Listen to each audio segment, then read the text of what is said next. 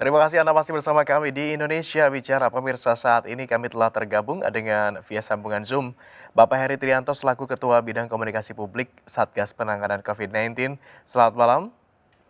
Selamat malam, Mas Serta Agung. ada Bapak Ahmad Rusdan. Ini beliau adalah pakar biologi molekuler. Selamat malam, Pak. Malam. Baik, langsung saja kita ke Pak Heri terlebih dahulu. Pak Heri, seperti diketahui bahwa memang dalam gelaran libur panjang seperti yang sudah-sudah, ini kerap kali setelah agenda tersebut ada ledakan-ledakan angka positif kasus COVID-19. Nah, bagaimana antisipasinya atau upaya-upaya apa yang mungkin sebaiknya dilakukan untuk mencegah ledakan angka positif COVID-19 tersebut kembali terulang di libur panjang Natal dan Tahun Baru mendatang? Ya, saya kira berangkat dari 3 liburan sebelumnya yang di mana terjadi kenaikan yang cukup signifikan ya, dalam 10 hingga 14 hari setelah liburan, dan jumlahnya itu sangat tinggi ya kalau kita lihat di statistik. Jadi kenaikan misalnya dalam Idul Fitri itu 69 sampai 93% kenaikan kumulatifnya mingguan. Sebelum liburan Idul Fitri misalnya kita lihat hanya 4.000, kemudian beberapa pekan setelah liburan itu kenaikan mingguannya mencapai 8.000 kasus. Ini tentu saja harus mengantisipasi di liburan-liburan selanjutnya, tetapi ternyata liburan selanjutnya kita masih mengalami hal yang sama. Jadi kita harus antisipasi sebenarnya dengan mengurangi mobilitas kita, sehingga potensi untuk terjadinya kerumunan, potensi untuk terjadinya penurunan kedisiplinan protokol kesehatan itu bisa kita tekan. Nah, ini yang memang menjadi konsen, karena memang liburan ini juga sudah diputuskan pemerintah, dan pemerintah pun juga menghimbau agar masyarakat untuk membatasi mobilitasnya. Bahkan Satgas itu menyarankan kepada masyarakat untuk akhir tahun ini lebih baik tinggal di rumah saja. Jadi liburan aman dengan tidak melakukan perjalanan alias berada di rumah saja. Seperti itu, Mas. Baik, mengurangi mobilitas. Namun ini juga ada salah satu wacana yang memang juga merupakan salah satu upaya untuk mencegah penyebaran COVID-19 dengan melakukan uji yang dinilai lebih akurat. Katanya demikian, ya ini dengan swab antigen. Nah, kita ke Pak Ahmad Ruslan terlebih dahulu. Pak Ahmad, bagaimana Anda melihat kebijakan bahwa semua ini masyarakat yang akan terbang untuk melakukan perjalanan jarak jauh dengan kereta ataupun juga dengan pesawat, ini tidak lagi menggunakan rapid test tapi menggunakan swab antigen. Sebelum menjawab itu, barangkali bisa dijelaskan terlebih dulu apa sebenarnya perbedaan antara rapid test biasa dengan swab antigen? Ya, terima kasih pertanyaannya. Jadi kalau kita dengar rapid test antibody ya, yang umum sedang berlangsung, itu yang dicari adalah antibody terhadap virus, ya, virus penyebab COVID. Itu kita lihat. Jadi kalau seorang telah terpapar atau dia pernah sakit, misalnya, itu di dalam tubuh mereka akan terbentuk antibody. Dan biasanya itu terbentuk sekitar 10 hari setelah gejala, gitu ya. Jadi hampir 2 minggu setelah gejala itu akan terbentuk dengan jumlah tinggi, gitu. Nah, jadi ini yang cara kerja dari rapid test antibody. Sementara kalau disebut dengan swab antigen, ini sedikit berbeda dalam artian begini, kalau rapid test antibody itu sumbernya adalah darah, ya, tusukan jarum kecil gitu ya, di jari, teteskan, nah itu yang dilakukan dengan rapid test antibody, kan mencari antibody. Tapi kalau swab antigen, ini sumbernya bukan darah, sumbernya dari swab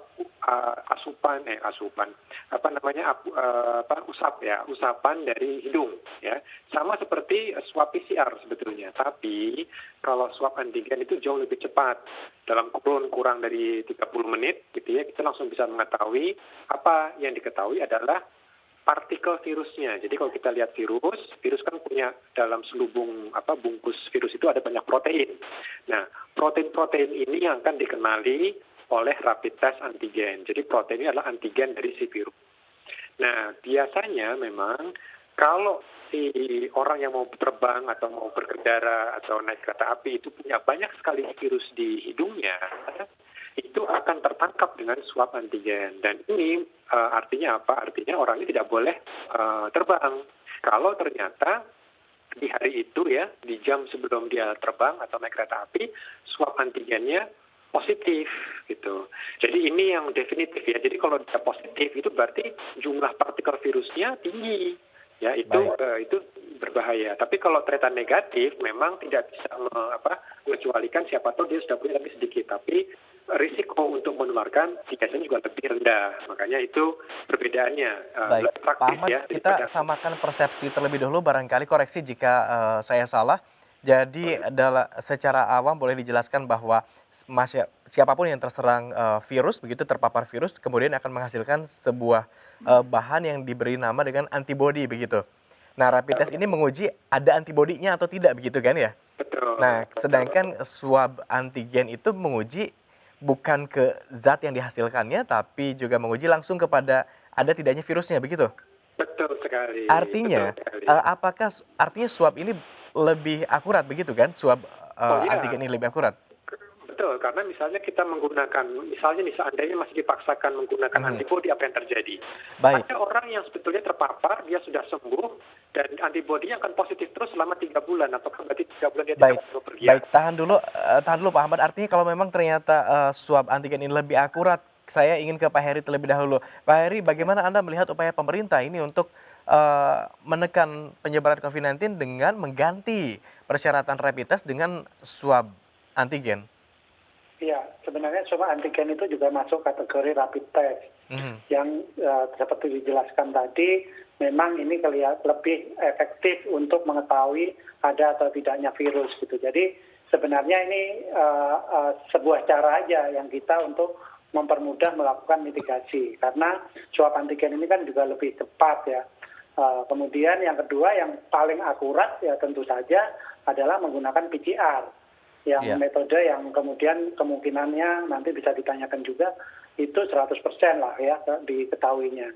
Tapi pemerintah dalam posisi untuk melakukan mitigasi mana yang kira-kira untuk mengantisipasi penularan, terutama yang tadi ya masyarakat yang hendak bepergian sehingga bisa diketahui lebih dini, sehingga mereka yang dinyatakan positif misalnya dengan antigen mereka bisa langsung melakukan tes lanjutan atau melakukan isolasi secara mandiri. Baik, ke Pak Ahmad, kalau begitu Pak Ahmad, kalau tadi ternyata ini antigen dinilai lebih efektif, tapi ada tidak kemungkinan kesalahan pengujian seperti yang terjadi pada rapid test biasa begitu? Seperti kita ketahui bahwa memang ketika pengujian rapid test ada cukup banyak kasus ditemukan negatif palsu atau mungkin positif palsu begitu? Ya, jadi kalau asumsikan dulu semua dilakukan dengan optimal ya, Mhm. dengan optimal. Tentu yang dalam konteks bepergian, penggunaan rapid swab antigen atau rapid test antigen ya itu tentu lebih akurat dibandingkan antibody. Kenapa? Karena kita bicara pada saat dia bepergian, sedang berangkat, ada tidak virusnya gitu. Nah, tapi kalau antibody ini kan belum tentu dia berbahaya, karena bisa jadi dia penyintas. Jadi dia sembuh, tapi masih ada antibodinya. Itu yang membuat jadi jauh lebih akurat. Tapi yang kedua, apakah kemungkinan positif palsu atau negatif palsu bisa? Masih bisa tentu. Pertama, apabila pengambilan ketika petugas mengambil swab untuk antigen, itu dia ragu-ragu. Jadi itu teknik yang sangat spesifik. Kalau dia ambil dia hanya di ujung hidung misalnya, ya pasti akan negatif palsu gitu ya. Jadi dia betul-betul masuk sesuai dengan anatomi dari hidung gitu kan. Nah, lalu artinya apa? Kalau ternyata dia positif, itu biasanya kemungkinan dia positif palsu kecil ya. Karena tentu harus divalidasi ya dari kit yang akan digunakan.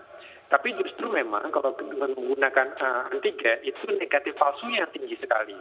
Maknanya apa? Ketika misalnya pasien sudah mulai terpapar virus, tapi jumlah virusnya masih sedikit. Nah, itu sebabnya ketika nanti dia mendapatkan hasil negatif, dia juga jangan gembira juga. Dia memang boleh terbang, dia boleh bepergian. Tetapi tetap begitu dia sampai tempat tujuan, harus mungkin terapkan protokol kesehatan, tidak berkerumun. Jangan justru menunjukkan hasil antigen yang negatif, enggak. Karena dalam masa pandemi ini kita biasanya terpapar tapi juga sedikit. Dan ketika dia pulang ke tempat asal, seyogyanya nanti dites lagi, gitu, dengan antigen itu. Karena siapa tahu dia akan mendapatkan partikel virus jika dia di tempat yang baru kan, di tempat tujuan. Nah, hal seperti ini harus dipahami juga oleh masyarakat. Baik, artinya potensinya juga masih ada. Kita scale kalau begitu dari 1 sampai 100, seberapa, eee, akurasinya? Sudah bisa diterka atau Oke, kalau kita bilang untuk akurasi rapid test antigen itu bisa mencapai 90% ketika disandingkan dengan PCR dengan catatan ketika partikel virusnya tinggi. Jadi begini, kalau PCR sangat sensitif, ketika jumlah virusnya sedikit, dia bisa deteksi.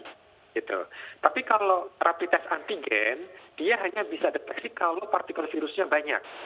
oke, Jadi itu ada variasinya Mas. Kalau misalnya dia sedikit, dia mungkin akurasi 30%. Tapi kalau virus partikelnya banyak, dia di 90%. baik, tergantung dari, banyak atau sedikitnya atau jumlah, antigennya tersebut begitu ya, Pak, ya? Kita ke Betul. Pak Heri terlebih dahulu. Pak Heri, Anda Ya, melihat tadi sempat menyebutkan bahwa himbauan yang paling utama adalah meminimalisir mobilitas atau mencegah, warga untuk bepergian, begitu ya? Salah satu upaya yang dilakukan untuk meminimalisir mobilitas ialah dengan pelaksanaan WFH yang berjalan di perkantoran. Ini Anda melihat apakah sudah berjalan dengan baik atau tidak di berbagai wilayah? iya, sebenarnya PSBB ini pembatasan sosial berskala besar itu kan belum selesai ya, tinggal tingkatannya aja yang berbeda-beda. Jadi apa yang dilakukan oleh sejumlah pemerintah daerah untuk dengan kebijakan work from home itu kita juga harus lihat seberapa efektifnya. Tetapi kalau dengan asumsi satu kantor itu maksimal hanya boleh mempekerjakan 50%